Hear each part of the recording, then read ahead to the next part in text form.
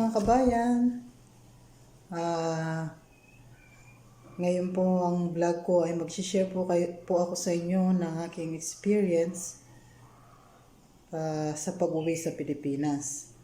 Kasi po bilang OFW sa maraming taon, nasanay po tayo sa buhay sa ibang bansa. So, bilang OFW na umuwi na po, napakahirap pala ng unang buwan, pangalawa, pangatlo, pangapat, panglima. Dahil po ngayon nasa 5 months na po ako dito sa Pinas. Umuwi po ako noong September 26 sa Pinas na ako. Galing po ako ng Lebanon.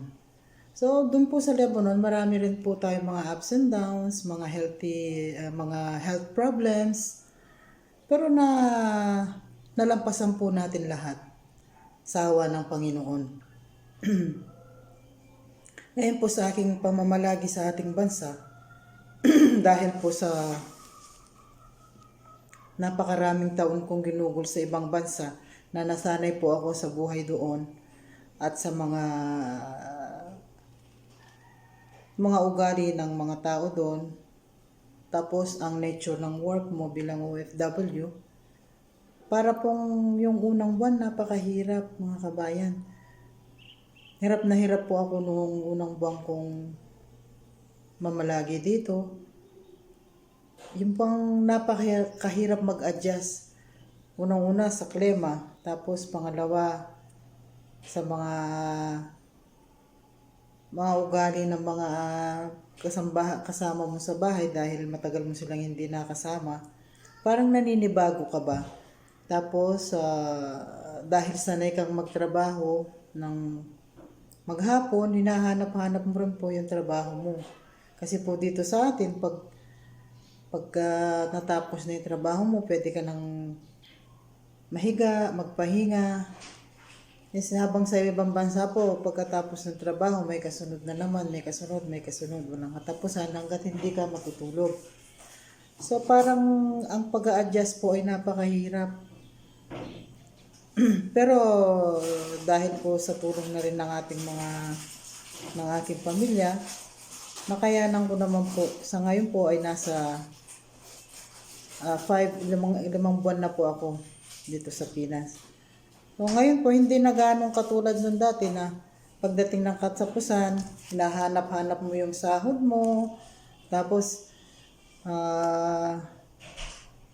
pagdating ng linggo, may day off ka, yung mga pamamasyal ng kasama ang mga kaibigan mo, kasama ko si Utol, pagpunta namin sa Hamra, yung mga trip namin sa iba't ibang lugar sa Lebanon. Namimiss ko rin po yun kasi nung nandun ako, nag-aano ako ng mga Pilipina, nag-invite kami na pupunta kami sa beach, minsan sa mga magagandang tanawin sa Lebanon, mga bundok. Napakaganda po ng Lebanon, kaya nga lang po dahil sa economic crisis, tapos pandemic, tapos yung explosion, naging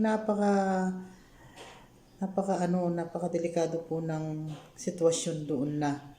Kagaya po sa kasalukuyan, dahil lang dolyar daw ay tumaas na. Ang bawat dolyar is 10,000 na po, na dati ay 1,500 sa pera nila. So napakahirap po sa mga tao, lalo na po yung mga mahihirap. Napakahirap pong mag-cope up sa pagbaba ng value ng pera nila. So hirap na hirap po yung marami doon. Although yung kapatid ko po naiwan pa doon, pero nasa maayos naman po ang kalagayan niya at sumasahod pa rin po sa buwan-buwan. Ngayon po, ang mahirap nga lang po pag ikaw ay matagal na sa ibang lugar, sa ibang bansa na nagtatrabaho, ang mahirap lang po yung pag-a-adjust pagdating sa sarili mong bansa.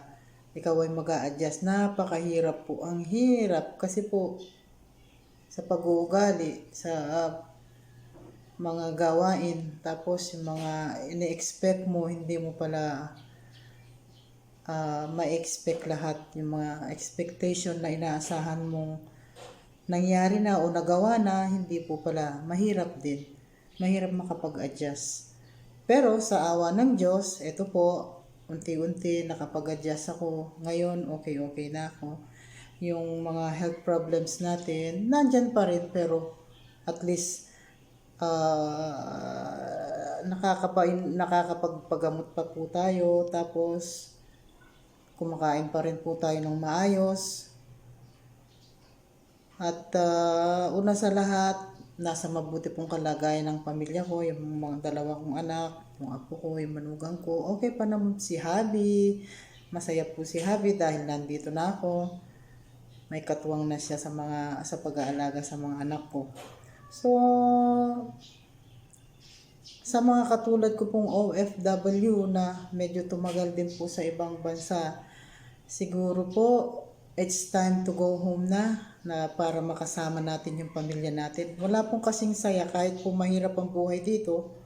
Okay lang po basta kasama natin ang pamilya natin. Doon sa mga kabataan pa na baguhan o kasalukuyang nakikipagsapalaran sa ibang bansa, sana ang may sasabi ko lang, matuto po tayong mag-ipon para pag-uwi natin may magamit po tayo kung anumang negosyo ang gusto natin gawin. At wag po natin ubusin ang ating kabataan dyan sa ibang bansa. Dahil po sa case ko, halos naubos na po yung kabataan ko dyan sa abroad, tapos yung lakas ko naubos na sa abroad. Pagdating ko po dito sa Pilipinas, ang dami ko pong gustong gawin, hindi ko na magawa dahil kontrolado na po, dahil medyo may edad na tayo, tapos medyo mahina na rin ang katawan dahil sa may karamdaman din tayo. So, payo ko lang po, wag natin ubusin ang ating kabataan sa banyagang lugar. Ubusin po natin, itira po natin ang ating kabataan at lakas para dito sa ating bansa at sa ating pamilya. Dahil po, napakahirap po pag umuwi ka, ang dami mong gustong gawin, hindi mo na magawa. Mahirap po yun, masakit po. So, payo ko lang po, ganoon mga kabayan, yung mga medyo may edad-edad na dyan, isip-isip na para makauwi na at makasama na ang pamilya. Ito po ay sinasabi ko by experience. Kasi po ako mismo, na-experience ko po ang mga bagay na yan. Masarap po ang kumita ng malaki sa ibang bansa. Pero pag uwi mo po sa Pilipinas, parehas lang. Lalo na kung buwan-buwan pinapadala mo yung sahod mo para sa pamilya at wala kang may tabi na itatabi, ganun din po ang magiging buhay natin. Mas okay na rin na kumayod ka ng ilang taon, umuwi ka, dala-dala mo yung ipon mo, uwi mo sa Pilipinas, magtayo ka kahit na maliit na negosyo, mas okay na po yun. Kami po naman, ang kinabubuhay namin, dahil simula naman po, ay farmer ang asawa ko, kaya po nakakaraos din kami. So, ito lang po masasabi ko, mga ka-OFW, na medyo may edad na, it's time to go home na po. Huwag natin ubusin ang lakas natin dyan. Huwag natin ubusin ang kabataan natin dyan. Magtira po tayo ng konti para sa ating pamilya at sa Pilipinas. Ganun lang pong masasabi ko. Napakaganda pong mamuhay sa Pilipinas. Peaceful, tapos relax ka dahil kasama mo ang pamilya mo. Nakikita mo yung mga apo mo. Nakikita mo yung mga anak mo. Kahit po medyo hirap, makakaraos din. Nandiyan naman po si Lord, hindi tayo pababayaan. Lahat po ng mga ginagawa natin ay nakaplano po yan. Lahat po ng ang kinabukasan po natin ay planado na po ni Lord yan. So, sikat na pong bahala sa atin. Yun lang pong masasabi ko mga kabayan. Share ko lang po sa inyo ang naging experience ko. So, mamaya po magluluto tayo ng bunga ng malunggay. Ang tawag po namin dito sa Kapampangan, agod. Iluluto po natin for lunch yan. Kasi po may namitas kami ng malunggay dito sa may bakuran. Tapos may kamote pa po tayo. Lalagyan ko lang ng kamote at malunggay, igigisa lang.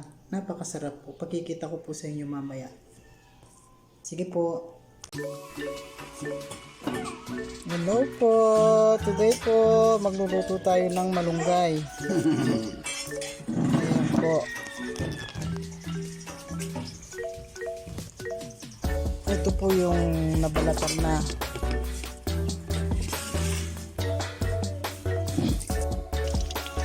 Ayan po ng kabayan.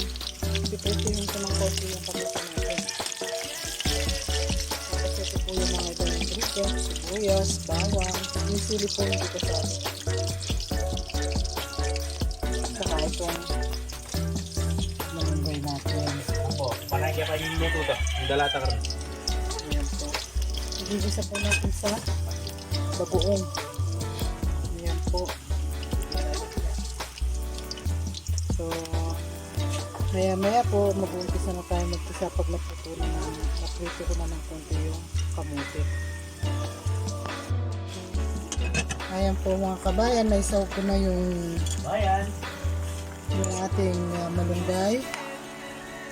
Palalambutin na lang po natin. Ayan po, may gisa ko na po. Pagkalambot po, nasunod natin yung pagprito ng isda o ng daing tilapia. Ready na po for lunch. So, ayan po ang simpleng pang-ulam natin sa probinsya. Bagay po kahit sa Maynila, inuulam din po yung mga malunggay na yan. Kasi po tayo dito sa probinsya, hindi natin binibili yung kamote, saka yung malunggay. Libre lang po yan dahil sa kinukuha natin sa bakuran. Yan po mga kabayan. So, sa probinsya po, nakakatipid po tayo. Hindi na po tayo kailangan bumili ng gulay natin. Yan po ang ating ginisang bunga ng malunggay.